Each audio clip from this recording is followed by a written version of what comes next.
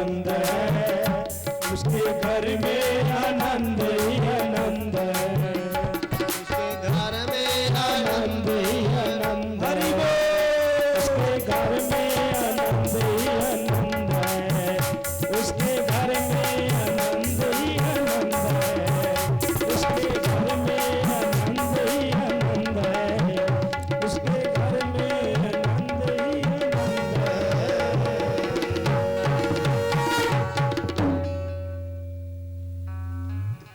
गौ माता से जिसका संबंध है, उसके घर में आनंद ही आनंद है। राजा मनु के जीवन में गौ का बड़ा महत्व रहा। राजा मनु ने अपने राज्य शासन के समय, अपने राजकाज के समय गायों के लिए अलग से विभाग बनाया था। अलग से गायों की खूब सेवा होती थी। गौ सेवा करना राज धर्म था। आज के राजाओं की बात नहीं है। आज तो ना जाने कब से आंदोलन पे आंदोलन, सरकार कानून तो बना देती है, किंतु कोई नियंत्रण, कोई प्रतिबंध नहीं है। कानून तो कागजों में बना हुआ है, किंतु पूर्ण रूप से गौ हत्या अभी भी, आज भी भारत देश में बहुत हो रही है। भारत जैसे देश में राजा मनु ने 23,000 वर्षों तक कठोर तपस्या के बाद सृष्टि की रचना की है।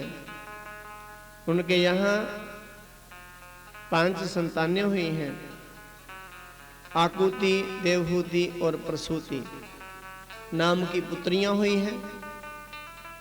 उतानपाद और प्रियव्रत नाम के 2 पुत्र हुए हैं। बच्चे बड़े हो जाएं तो कई प्रकार की चिंताएं होती हैं।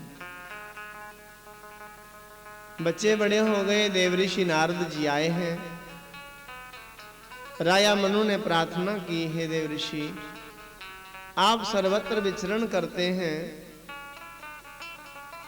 कृपा करके हमारे बच्चों के लिए आप को रिश्ते बताएं, जहां हम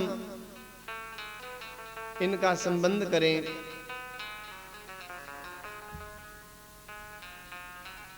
देवऋषि नारद जी ने कहा, आपकी पुत्री देवहूति का विवाह कर्दम ऋषि जी से होगा और आकुति नाम की पुत्री जो है, इसका विवाह रुचि ऋषि से होगा और जो प्रसूति नाम की पुत्री है, इसका विवाह राजा दक्ष के साथ होगा। कहकर देवऋषि नारद जी चले गए। कर्दम ऋषि को हजारों वर्ष हो गए तप करते करते। शरीर एकदम सूख गया। भगवान के तप करने से शरीर कमजोर हो गया, चमड़ी सूख गई, हड्डियां दिखने लगी, मानो कोई हड्डियों का पिंजर है, किंतु भक्ति का त्याग नहीं किया। इतना कष्ट सहन किया है।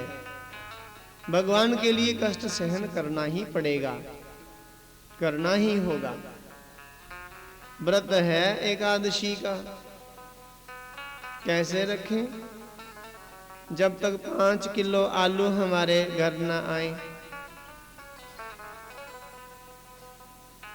इतनी बड़ी अन्न से भी अधिक इतना फल फलाहार की व्यवस्था हो तब ना। कष्ट कहाँ हुआ पेट को, उसको तो आंच भी नहीं आई। अरे मां पार्वती ने भूखे रहकर सूखे पत्ती खाकर मां का नाम अपर्णा हुआ है, तब भगवान शंकर जी को प्रसन्न किया है। ध्रुव जी ने कितनी लंबी तपस्या की है। अरे इंद्रियों पर अपना अंकुश, इंद्रियों को वश में करना होगा एकादशी के दिन। एकादशी का अर्थ है 11, दशमी के बाद आती है एकादशी। 10 और 1 एकादश। 5 कर्म इंद्रियां और 5 ज्ञान इंद्रियां और 1 मन, ये 11। कर्म इंद्रियां, हाथ हमारे ये कर्म इंद्री में आगे नहीं आते हैं, कर्म करते हैं ना। पांव भी चल कर जाते हैं, ये भी कर्म इंद्री है। जीवा हमारी कर्म इंद्री है, क्यों बोल देती ना अच्छा बुरा। आंखें हमारी ज्ञान इंद्री है, देख कर पता चलता ना ये कैसा आदमी बैठा है, गोरा है काला, स्त्री है कि पुरुष, आंख ही दिखाती है ना। ये बच्चा है, बूढ़ा है, जवान है, हरा है, पीला है, नीला है, काला है, देखकर आंखों को ज्ञान होता है। और कान भी ज्ञान इंद्रिय है, ये सुनकर पता चलता है क्या सुन रहा हूं मैं। मुझे गाली दी किसी ने या मेरी स्तुति की किसी ने, मैं भगवान की कथा सुन रहा हूं, या मैं कोई और किसी सिनेमा में बैठा हूं मैं।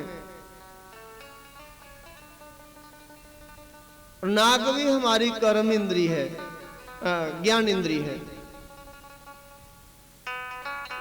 यही पता लगाती है सुगंध है दुर्गंध है।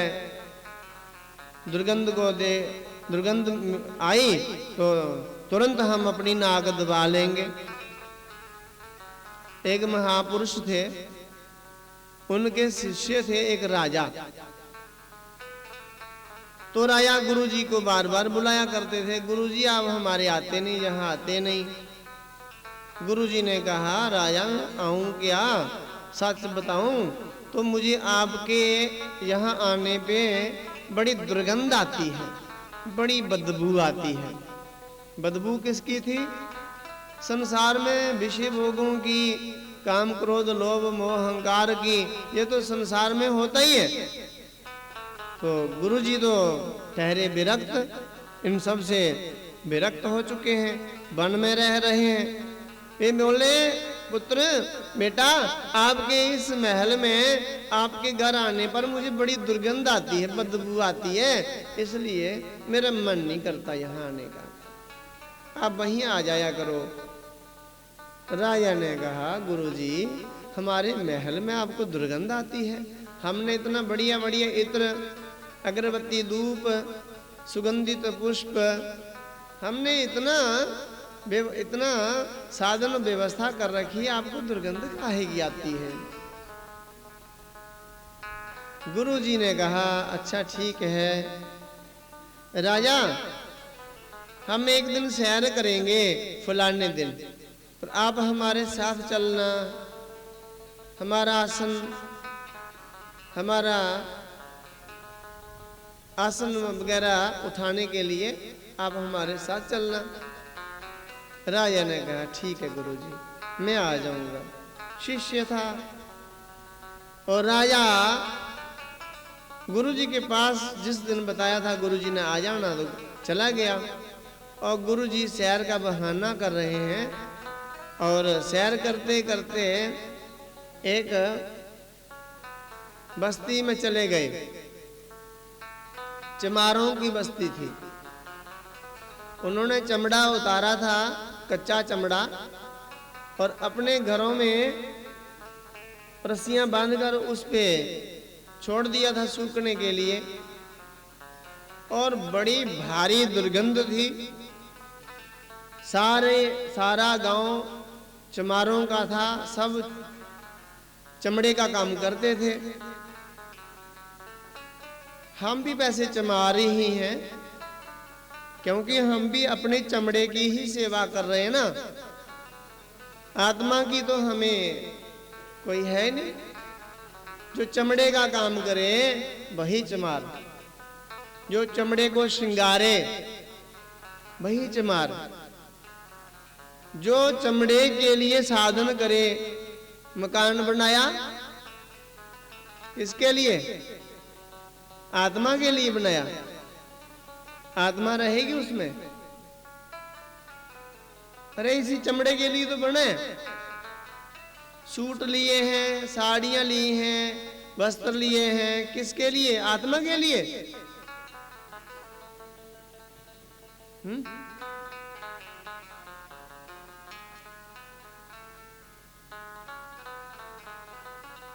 शरीर के लिए। जितना भी हम फल ला रहे हैं, अन्न ला रहे हैं, बेड ले लिया है, पंखा लिया है, कूलर लिया है, एसी लगाया है, गाड़ी ले ली है, अब बाजार में गए एक शीशा लेकर आए हैं, क्या देखेंगे उसमें? आत्मा नहीं, अपना ये मुखौटा देखेंगे, मुखड़ा। आत्मा के लिए कुछ किया, कुछ लिया, खरीदा कुछ? ये आत्मा के लिए है। ये जो सत्संग है ना, ये आत्मा के लिए है। तप जो भजन है, ये आत्मा के लिए है। महापुरुष जो गुरु जी थे, चमारों की बस्ती में जाकर, बीज बस्ती में जाकर बैठ गए।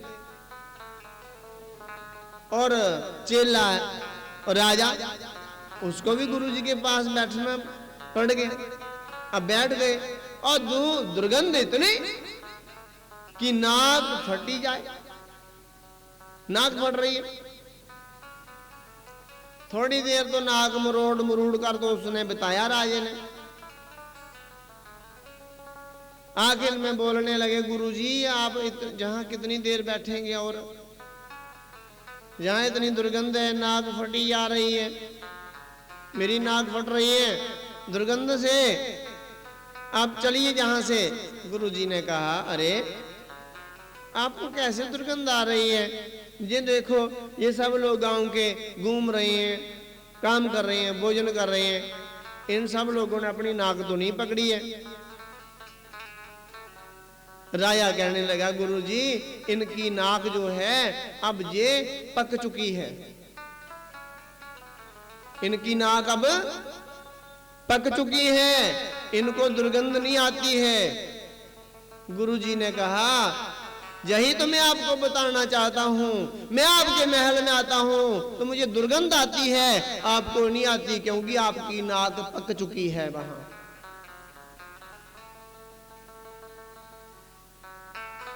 राज सुख संसाधनों में, राज्य विषय भोगों में आपकी नाक पक चुकी है, आपको वहां दुर्गंध नहीं आती, मुझे आती है। इसलिए मैंने आपको बताने के लिए इस बस्ती का ये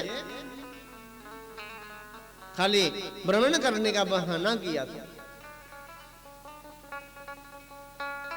महापुरुष लोग क्रिया के द्वारा भी अपने शिष्यों को शिक्षाएं देते हैं। क्रिया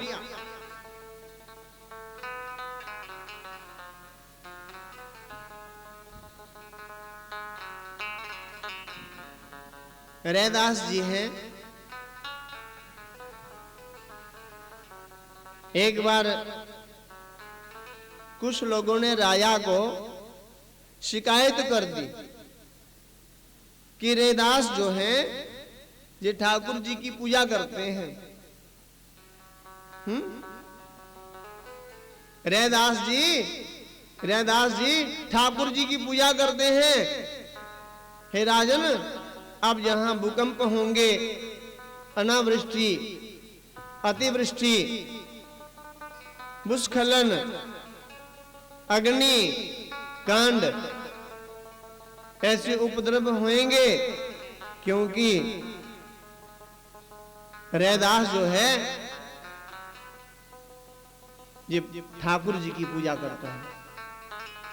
शूद्रों को ठाकुर जी की पूजा करने का अधिकार नहीं है।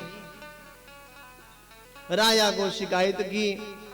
राजा, बहुत से राजा कान के कच्चे होते हैं, सुनी हुई बात पर विश्वास कर लेते। रैदास जी ने देखा राजा का संदेश आया है, राजा ने मुझे बुलाया है।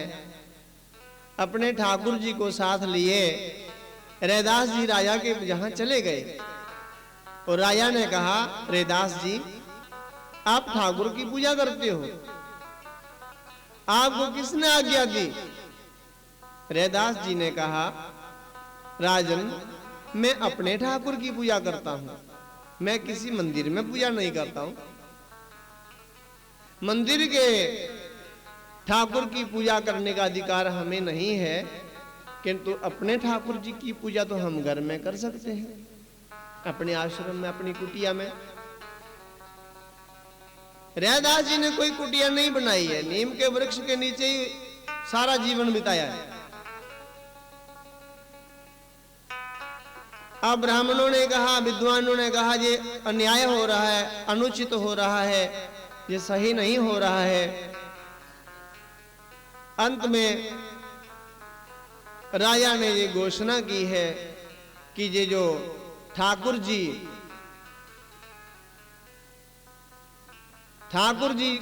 जो हैं, जिसके बुलाने पर आ जाएं, इनसे छीन लिए जाएं ठाकुर जी। रैदास जी से ठाकुर जी छीने गए और दूर सिंहासन पे बिठाए गए। और राजा ने कहा, जो इन ठाकुर जी को बुलाएगा वही श्रेष्ठ कहाएगा, उसी को अधिकार दिया जाएगा।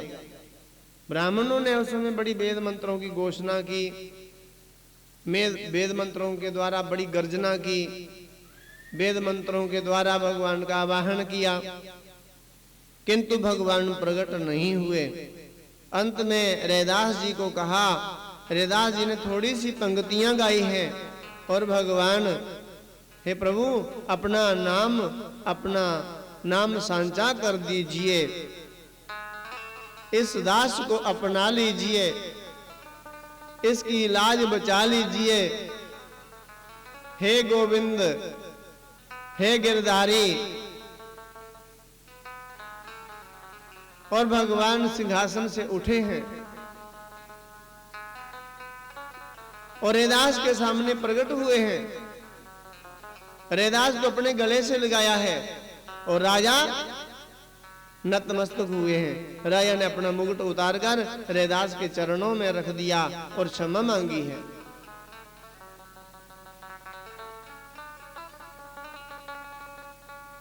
कहा है कि आप मेरे शरीर को, मेरे चमड़े को देख रहे हो, मेरे अंतर की भावना को नहीं देख रहे हो।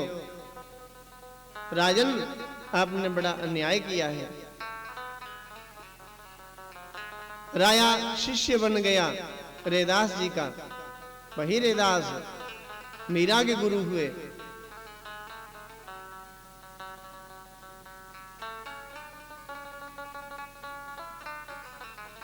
रामानंदाचार्य, उनके शाप बस उनको शूद्र वर्ण मिला, किंतु एक दिन उन्होंने अपना बाहरी चमड़ा उतार कर दिखाया कि मैं कौन हूं। चमड़े को मत देखो,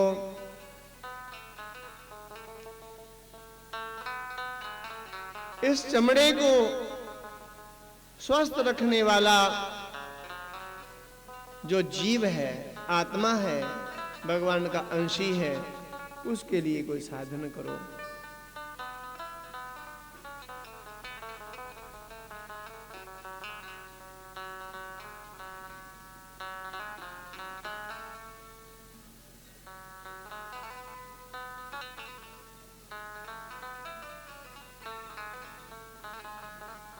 श्री राम जय जय राम।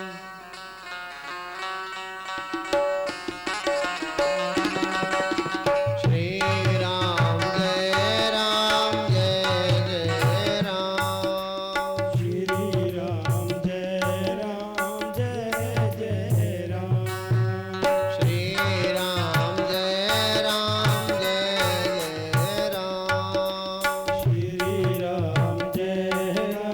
जय राम। ध्यान सहित राम कहते हो तो राम का ध्यान भी हो। कैसे है राम? धनुष बाणधारी।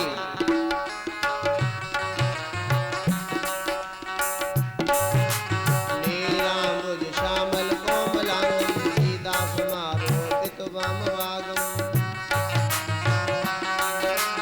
कानमहासायक चारुचापं नमामि राम रघुवंशनाथम्।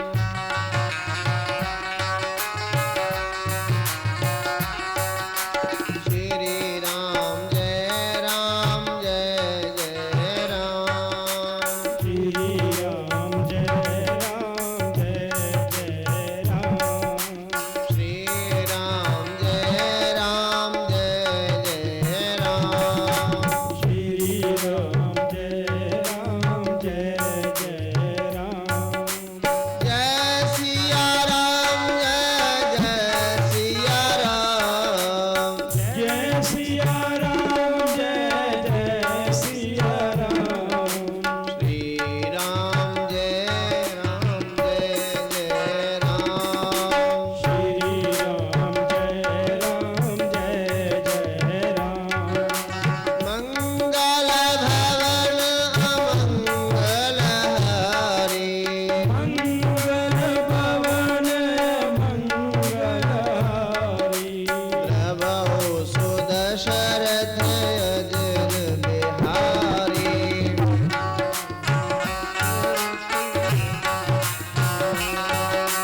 श्री राम जय जय राम। श्री राम जय राम। श्री राम जय जय राम।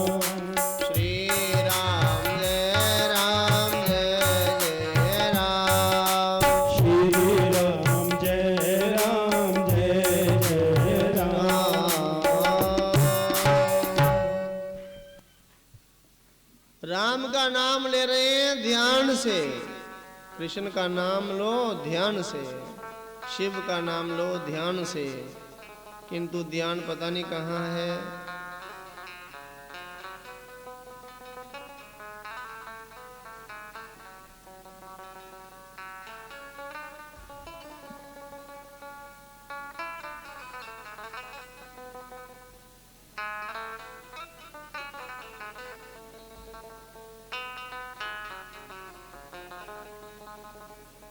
राम नाम जप हो रहा है। सत्यनारायण का व्रत है। आज संकट चतुर्थी है। गणेश जी की पूजा हो रही है। किंतु ध्यान यही है कि चांद कब निकले पानी पिए। सारा दिन ध्यान गणेश का नहीं होता, पानी का होता है। नवरात्र आ गए। दुर्गा मैया के व्रत किए हैं, व्रत रखे हैं।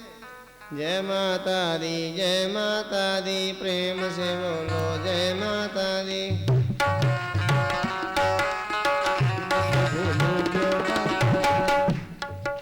जय माता दी प्रेम से बोलो जय माता दी।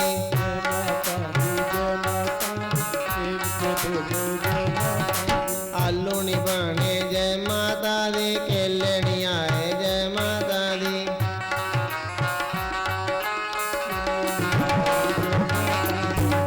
ये जप हो रहा है ना।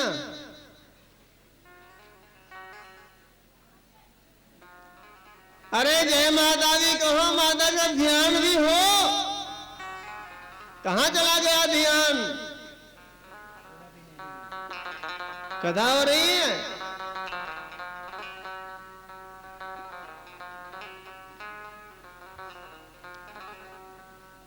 गर्दभ ऋषि ने तपस्या की है, चमड़ी सूख गई है और चमड़ी की चिंता नहीं है, हड्डियों की पिंजरी बन गई। ऐसा लगे जैसा कोई हड्डियों का पिंजर है, हड्डियों का कोई ढांचा है।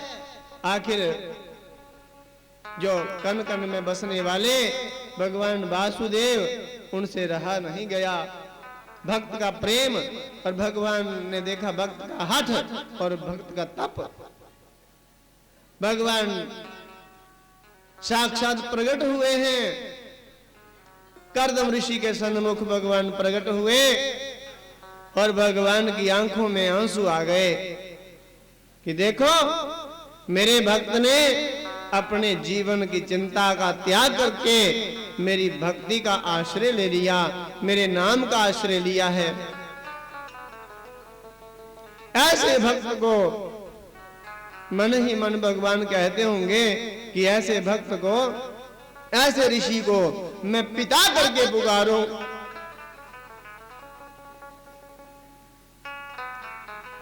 भगवान की आंखों में आंसू आ गए, प्रेम अश्रु, और भगवान ने पुकारा, कहा हे ईश्वर आंखें खोलिए, मैं आपकी तपस्या से अत्यंत प्रसन्न हूं।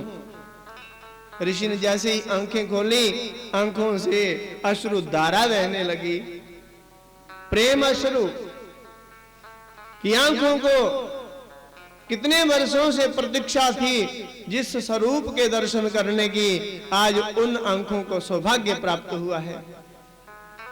आज इन आंखों को मैं तृप्त करूं, भगवान का दर्शन करके भगवान के छवि को निहारूं।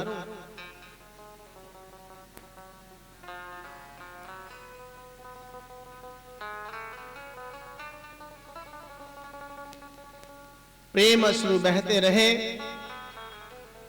मन में हृदय में प्रेम समाता नहीं, और आंखें पलक झपकना भूल गई और अटकी की अटकी रह गई।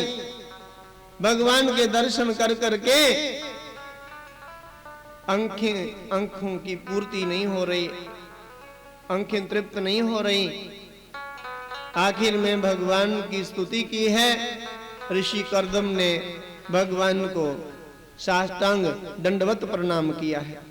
डंडे की भांति गिर जाना, डंडे को ऐसे छोड़ दो, किस तरफ गिरेगा? इस तरफ, इस तरफ, इस तरफ। आज भी संतों में ये परंपरा है, गुरुजनों को, भगवान को, बड़ों को प्रणाम डंडे की भांति गिर कर करते हैं, सीधे लेट कर, दंडवत।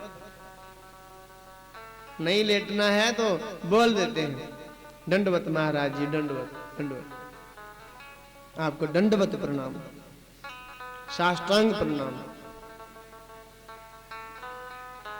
प्रणाम करने की बड़ी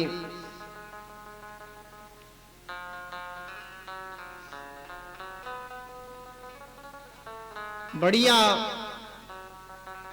पद्धति है।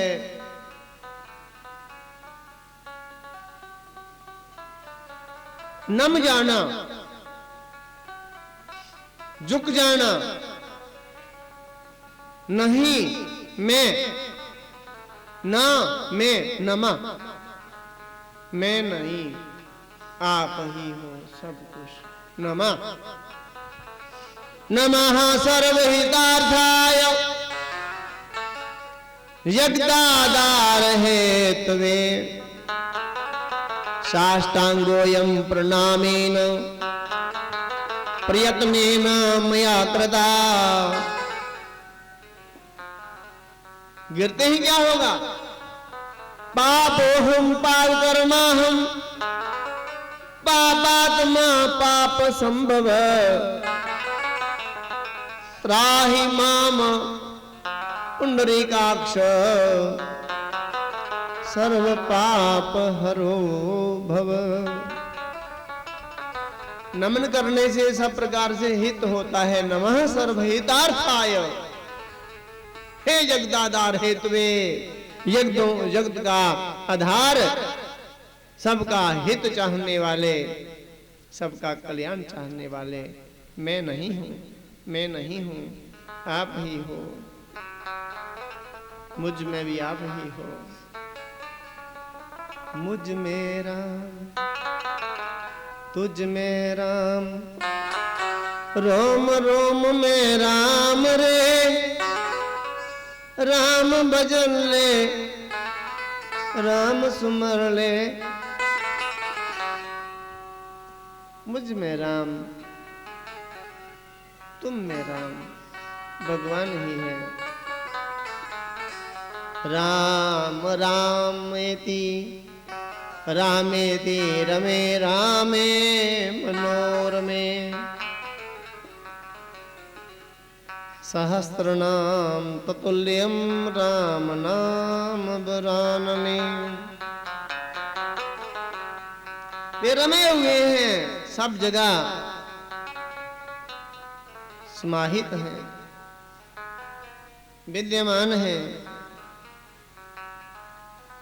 भगवान को स्तुति की, भगवान की स्तुति की, प्रणाम किया और भगवान ने उठाकर अपने हृदय से लगाया कर्दम ऋषि को। भक्त और भगवान की आंखों में आंसू हैं, प्रेम अश्रु। जैसे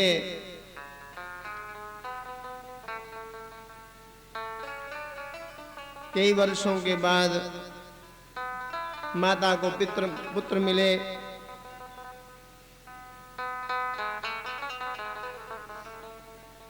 कई दिनों के बाद बेटी मां को मिले तो आंखें छलक पड़ती हैं। वैसे ही भक्त और भगवान की आंखों में आंसू आए हैं।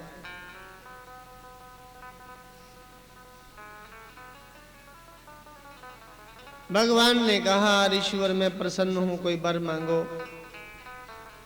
ऋषि ने कहा, भगवान अब मेरी कोई अभिलाषा नहीं, मेरी कोई इच्छा नहीं है। आपका दर्शन जो हुआ, आपका दर्शन हो गया, अब कोई इच्छा नहीं है। भगवान मेरे मन की इच्छा यही थी कि आपका दर्शन हो।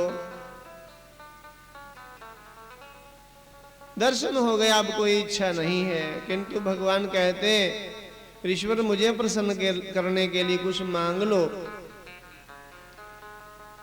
बिना कुछ दिए मैं जाना नहीं चाहता, मुझे प्रसन्नता नहीं होगी। कर्दम ऋषि ने कहा, भगवान यदि आप देना ही चाहते हैं तो मुझे ऐसा वर दीजिए कि मेरे घर एक पुत्र हो, किंतु पुत्र हो तो आपके जैसा। भगवान कहते, मेरे जैसा? मेरे जैसा इस दुनिया में कोई दूसरा विष्णु नहीं है, एक ही विष्णु है पूरी दुनिया में।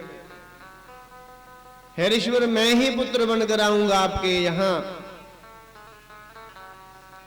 ऋषि ने कहा, भगवान एक प्रार्थना है, मेरा विवाह किसी धर्मप्रायण कन्या से हो, धर्म को जानने वाली। भगवान ने कहा, राजा मनु की पुत्री देवहूति धर्मप्रायण है, सर्वगुण संपन्न है, सुलक्षण है। राजा रानी स्वयं अपनी पुत्री को आपके आश्रम में आ जाएंगे। आप अपने आश्रम में अब जाओ, और राजा आने ही वाले हैं। भगवान ने कहा, हे ईश्वर, जहां पर आंसू गिरे हैं मेरे और आपके, कुछ दिनों के बाद जहां एक सरोवर बनेगा, नाम होगा बिंदु सरोवर। इस सरोवर में कोई भी स्नान करेगा वे सब दुखों से मुक्त हो जाएगा, परम सुखी होगा। भगवान कहकर अंतर ध्यान हो गए और ऋषि अपने आश्रम आ गए। पता चला ऋषि को कि राजा मनु, जिन्होंने मनुष्य की उत्पत्ति की है, राजा मनु आ रहे हैं। रानी शत्रुपा और उनकी पुत्री देवहूति भी आ रही है। ऋषि ने तीनों के लिए आसन रखे हैं।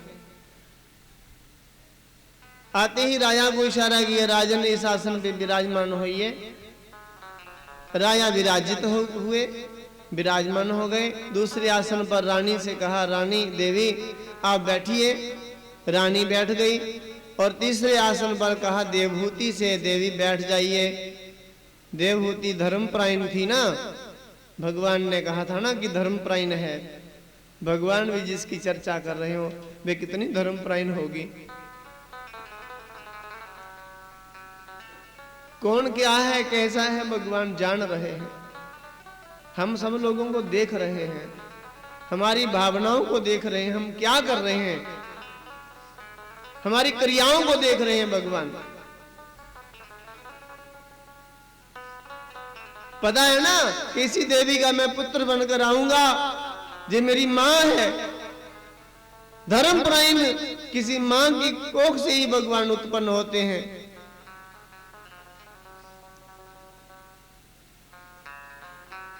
कोई अधर्मी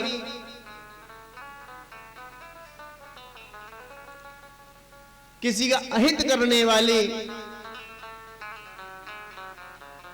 उसके यहां मां पुत्र बन के नहीं आते भगवान। कौशल्या कोई साधारण नहीं थी, देवकी कोई साधारण, यशोदा कोई साधारण नहीं थी। जिन देवियों से भगवान मिले वे देवियां कोई साधारण नहीं हुई। भारत देश के पुरुष भी महान हुए, किंतु पुरुषों से कई गुना अधिक महिलाएं देवियां बहुत महान हुई हैं। देवियों की महानता का कोई वर्णन नहीं किया जा सकता। पुरुष भले ही असमर्थ हो जाए, जब जब इस दुनिया में पुरुष असमर्थ हुए हैं तब तब इसी देश की देवी ने दुर्गा का रूप धारण किया, चंडिका, भवानी का, अंबा, जगदम्बा का रूप धारण करके दुष्टों का संहार किया है।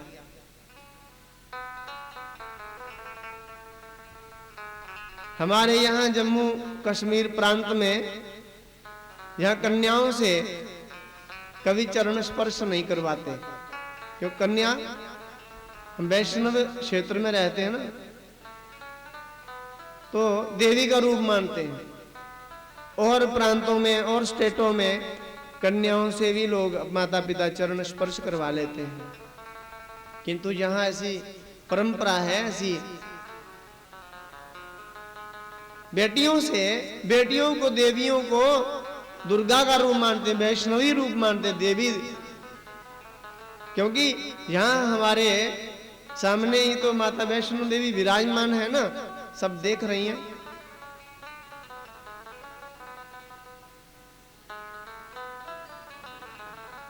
पता है कि ये मेरी माता बनेगी, कह दिया ये धर्मपरायण है। माता फिर होते हैं पिता, धरती फिर आकाश, गौरी फिर शंकर, सीता फिर राम, राधे फिर श्याम। पहले बड़ी महान हुई ना।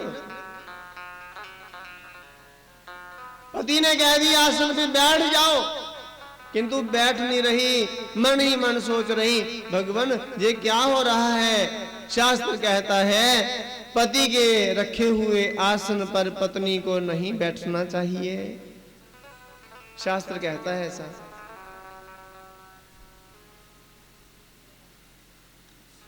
हाँ, कोई ज्यादा ही कोई पढ़ी लिखी हो तो कह सकती है अपने पति को कि ला मेरे लिए कुर्सी, क्या देख रहा है, बैठू नहीं मैं क्या।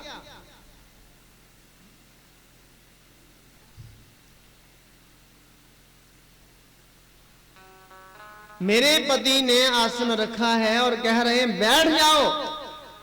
शास्त्र कहता है पति के रखे हुए आसन पर पत्नी को कभी नहीं बैठना चाहिए, किंतु पति की आज्ञा का पालन करना पत्नी का परम कर्तव्य बनता है।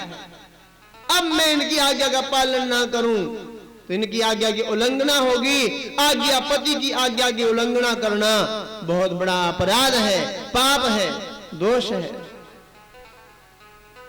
शास्त्र के प्रतिकूल है। शास्त्र कहता है कि पति की आज्ञा शिरोधार्य करो। मन ही मन भगवान की, कहीं मंदिर में नहीं गई, मन ही मन भगवान को याद किया, स्तुति की भगवान की, प्रभु मैं बड़ी दुविधा में हूं, बड़ी असमंजस में हूं, बड़ी असमंजस में हूं, बड़ी दुविधा में हूं, मैं बड़े धर्म संकट में पड़ गई हूं, मेरी प्रभु परीक्षा हो रही है या क्या हो रहा है, मुझे सद्बुद्धि दो, मुझे सद प्रेरणा दो, इस समय मैं क्या करूं, मेरे लिए क्या उचित है क्या अनुचित है। कभी जीवन में आपत्ति आए, विपत्ति आए तो भगवान को याद कर लो, कोई ना कोई समस्या का समाधान निकल आएगा। भगवान ने ऐसी सद्बुद्धि दी, देवहूति ने अपना दाहिना हाथ आसन पे रख लिया और स्वयं नीचे बैठ गई।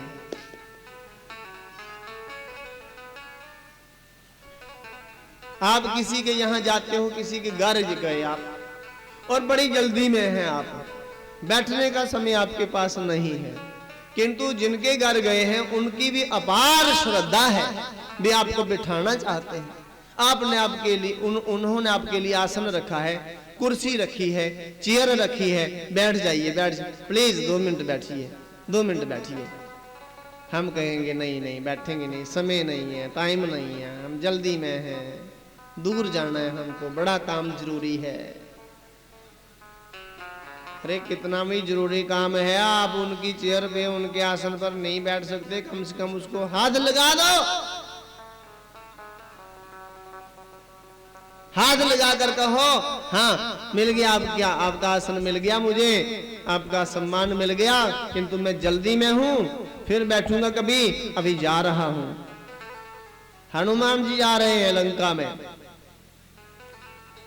समुद्र देवता ने देखा कि मेरा मित्र पवन देव,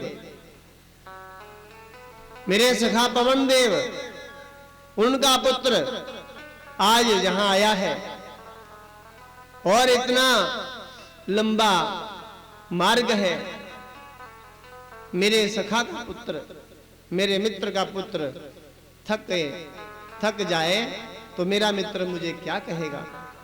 कम से कम पवन पुत्र के लिए विश्राम स्थल होना चाहिए, किंतु समुद्र में तो खाली जल है, स्थल तो है नहीं। अब क्या किया समुद्र देवता ने, अपने अंदर छिपे हुए मेनाक से कहा, हे मेनाक पर्वत उठो, जाओ, पवन पुत्र आ रहे हैं, थोड़ी देर भी विश्राम कर ले, जाइए आप बाहर। मेनाक समुद्र से बाहर आया है और हनुमान से कहा, हनुमान हे पवन पुत्र तनिक विश्राम कर लीजिए। हनुमान ने कहा बड़ी जल्दी में हूं, हाथ लगाकर कहा, हनुमान ते ही परसा कर अर्थात हाथ, परसा का अर्थ स्पर्श किया, हनुमान ते ही परसा कर पुण्य की नहीं प्रणाम, राम काज की नहे बिनु मोह कहां विश्राम। हनुमान देहि परसा कर पुण्य की नहीं प्रणाम, राम काज की नहे बिनु मोह कहां विश्राम। हे मेनाक मेरा प्रणाम स्वीकार करो, मैंने स्पर्श मात्र से आपका मान रखा है, मैं आपका आदर करता हूं, आपके भाव का आदर करता हूं, आप मेरे लिए आए हैं, किंतु विश्राम मैं नहीं कर सकता, क्योंकि मैं राम का कार्य करने के लिए निकला हूं। जब तक राम का कार्य पूर्ण न हो तब तक मैं विश्राम नहीं करूंगा। आप भले ही सो जाओ, कोई बात नहीं, कथा में आए हैं ना, खूब सो जाओ, विश्राम करो।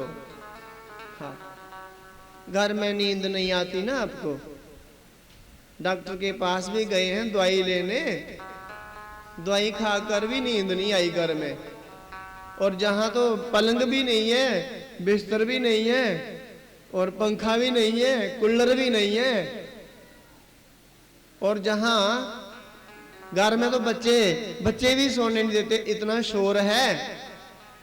जहां तो पता नहीं क्या सुविधा मिली है जो नींद आ रही है, बैठे बैठे ही नींद आ रही है। कितनी झपकियां हो गई,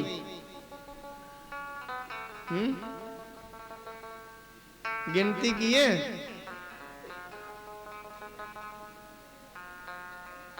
सो जाओ, कोई बात नहीं, क्योंकि जहां परम विश्राम मिले वहां ही नींद आती है। कथा से ही जीवन में व्यथाएं मिटती हैं, कथा सुनने से ही जीवन की सब व्यथा मिटती है। सभी टेंशनें, जितनी भी चिंताएं हैं सब मिट गई हैं, और जहां आकर नींद आ गई, ठीक हुआ। अच्छा, बाकी लोग कोई पंखी चला रहा है, कोई बोल रहा है, कोई। हमें इन सब लोगों का बोलना ऐसे लग रहा है जैसे कोई हमें लोरियां दे रहा हो।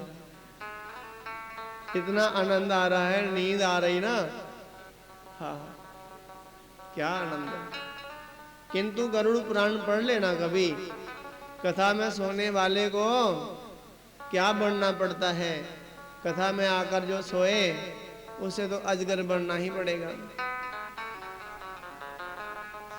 ठीक है। श्री राम जय राम, श्री राम जय राम, जय जय राम। मेरे बोले वाले राम, भक्तों के रखवाले राम,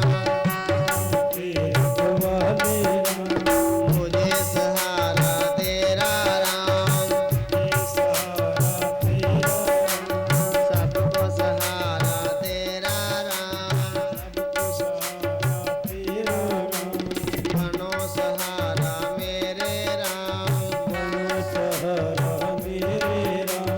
दे दो सहारा मेरे राम,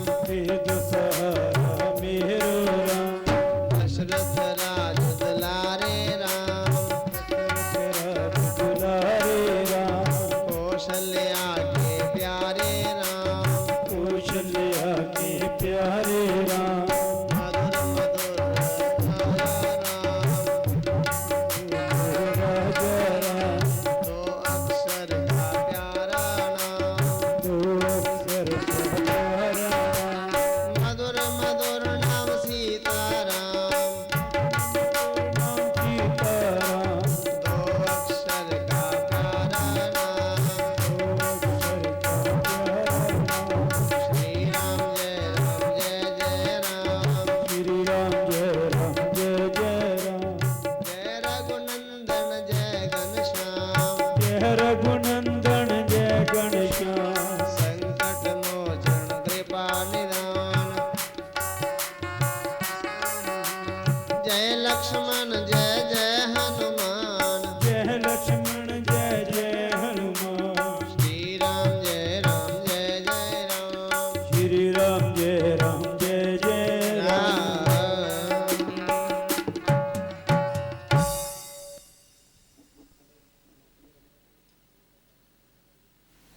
भगवान ने ऐसी प्रेरणा दी है कि देवहूति ने अपना दाहिना हाथ आसन पे रखा, हाथ रख के अपने पति की आज्ञा का पालन किया। अनभिज्ञ नहीं है, अनजान नहीं है, पता है, जान रही है कि यही मेरे पति हैं। क्योंकि देवऋषि नारद की वाणी कभी असत्य नहीं होती। संत वाक्य मिथ्या नास्ति। महापुरुष का वाक्य कभी व्यर्थ नहीं होता। ये मेरे पति हैं, इनकी आज्ञा का पालन करना मेरा परम कर्तव्य बनता है। फिर इस आसन का मान रखना भी मेरा परम कर्तव्य बनता है। अपना दाहिना हाथ आसन पे रख के स्वयं नीचे बैठ गई है और कर्दम ऋषि मन ही मन बड़े प्रसन्न हुए हैं। धन्य हो देवी, धन्य हो। परीक्षा ले रहे थे ना, जान गए ये तो सचमुच धर्म परायणा है। धर्म को बड़ी प्रकार से जानने वाली है। आज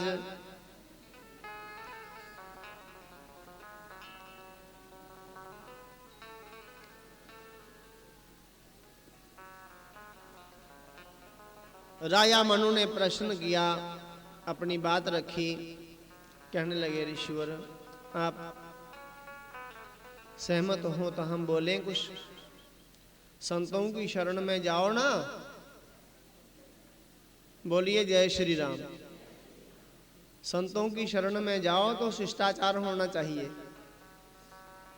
संतों के सामने जाते ही बड़बड़ाना शुरू ना कर दो। उनकी कोई मानसिक क्रिया तो नहीं चल रही है, उनका मानसिक कोई पाठ तो नहीं चल रहा है, कोई मानसिक उनका कोई भगवान के प्रति कुछ भाव तो नहीं हो रहा है। हम जाकर संसार के लोग बड़बड़ाना शुरू कर देते, वहां जाकर पता ही नहीं है कैसे बोलना है। संत यदि मौन बैठे हैं ना, अपनी मस्ती में बैठे हैं, तो वहां जाकर बैठ जाओ। अनुमति हो तो बोलो, जल्दी में न पड़ जाओ कि हमें बड़ी जल्दी है। बाबा जी बोलो, हम आपसे बात करने के लिए आए हैं, हमें काम धंधा बड़ा है।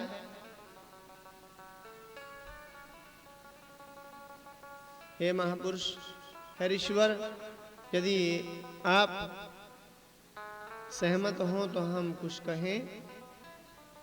हाँ राजन कहिए। राजा ने कहा हम कन्यादान करना चाहते हैं। ऋषि ने कहा बहुत अच्छी बात है, कन्यादान करो। हमारी बात भी सुन लो राजा। हमारे मन का भाव ये है कि जब हमारे यहाँ एक पुत्र हो जाएगा तो हम गृहस्थ आश्रम का त्याग करके संन्यास आश्रम में चले जाएंगे।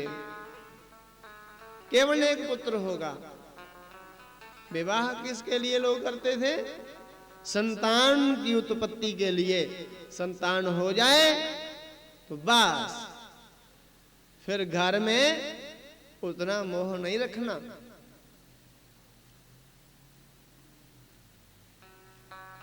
बेकार में अपना जीवन बर्बाद नहीं करना, भजन में तलीन हो जाना। विवाह का एक ही उद्देश्य है, संतान उत्पत्ति, कि मैं पितृऋणों से मुक्त हो जाऊं। और विवाह के बाद में देव ऋण से मुक्त हो जाऊंगा, क्योंकि विवाह करके ही मैं देव कार्य करने का अधिकारी बनूंगा।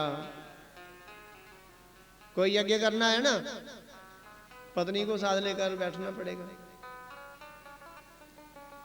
मातृ सेवा भी, मातृ ऋण से भी तभी मुक्त होंगे जब हम दोनों बेटा और बहू माता की पिता की सेवा करने में तल्लीन हो जाएंगे। अकेला बेटा माता की सेवा नहीं कर सकता पूरी। अकेला बेटा और अकेली बहू अपने सास ससुर की पूरी सेवा नहीं कर पाएगी। अकेली ना बहू ना अकेला पुत्र। मातृ ऋण से मुक्त होने के लिए हमें दोनों को सेवा करनी होगी। पितृ ऋण के लिए भी हमें दोनों को सेवा करनी होगी। देव ऋण के लिए भी हमें देव ऋण से मुक्त होना है ना, तो दोनों को हमें धर्म कार्य में आगे आना होगा।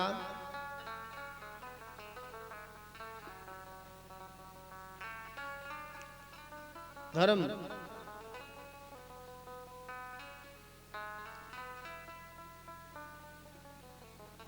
भजन करने के लिए दोनों की जरूरत नहीं है। देव कार्य देवताओं तक सीमित है, पितृ कार्य पितरों तक ही सीमित है। मातृ ऋण इस संसार के जो हमारे माता पिता हैं, वैसे असल में तो हमारे माता वही हैं, पिता वही हैं, भगवान त्वमेव माता च पिता त्वमेव, जिनकी हम वंदना करते हैं, स्तुति करते हैं। किंतु ये संसार के माता पिता जो हैं, शरीर के माता पिता जो हैं, इनकी सेवा किए बिना हम मातृ ऋण से मुक्त नहीं हो पाएंगे।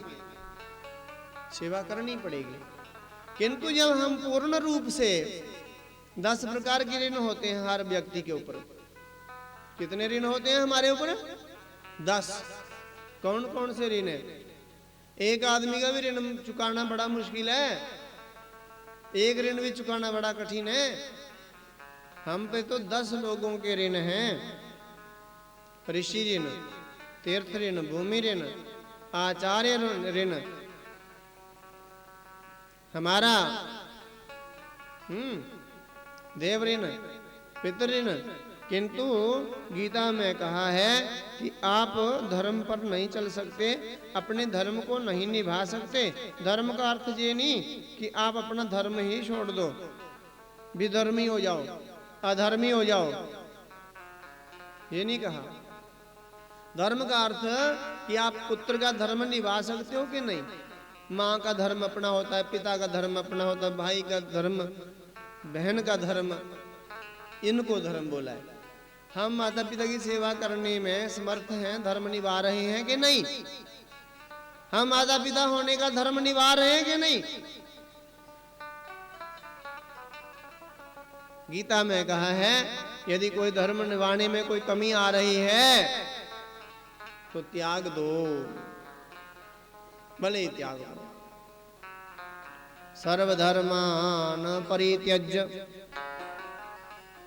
मामेकं शरणं व्रज अहं त्वा सर्व पापेभ्यो मोक्षयिष्यामि मा शुचः। सारे धर्मों का त्याग करके, सभी आश्रयों का, किसी का सहारा नहीं मिल रहा है ना, सब धर्म आश्रय त्याग करके मेरा आश्रय ले ले, मेरी शरण ग्रहण कर ले, मैं तुम्हें सभी पापों से मुक्त कर दूंगा।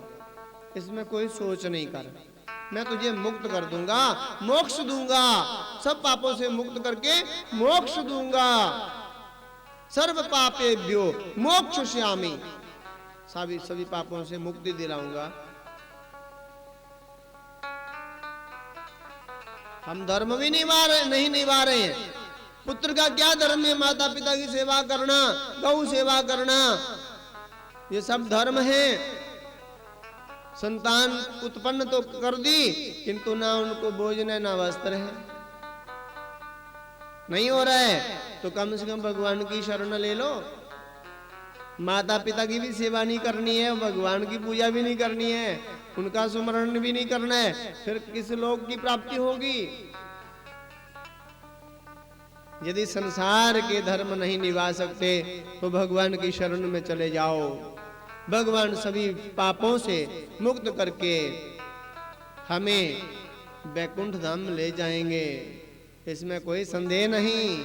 किंतु माता पिता की भी सेवा नहीं करनी और भगवान का भजन भी नहीं करना है। फिर धोबी का कुत्ता ना घर का ना घाट का। घर का भी नहीं रहा, घर घाट का भी नहीं, लोक परलोक दोनों बिगड़ गए। समझ रहे हो ना? भागवत के 11 स्कंद में 11वें स्कंद में कहा है, देव ऋषि भूताप्त निर्णाम पितृनाम न किंकरो राय मनीच राजन सर्वात्मनः या शरणयं गतो मुकुंदम परिहृते कर्मा। सारे धर्म कर्म छोड़कर मेरी शरण में आ जा, संपूर्ण मन से आत्मा से आ जा। मैं तुझे देवताओं के ऋण से, पितरों के ऋण से, राजा के ऋण से, प्रजा के ऋण से, परिवार के ऋण से, सभी ऋणों और सभी दास्ताओं से मुक्त करके अपना धाम दे दूंगा, इसमें कोई संदेह नहीं, अपना लूंगा। देव ऋषि भूताप्त पितृनाम ना किंकरो नाय मरणी च राजन सर्वात्मना या शरणं शरण्यं गतो मुकुंदम परिहृते कर्मा।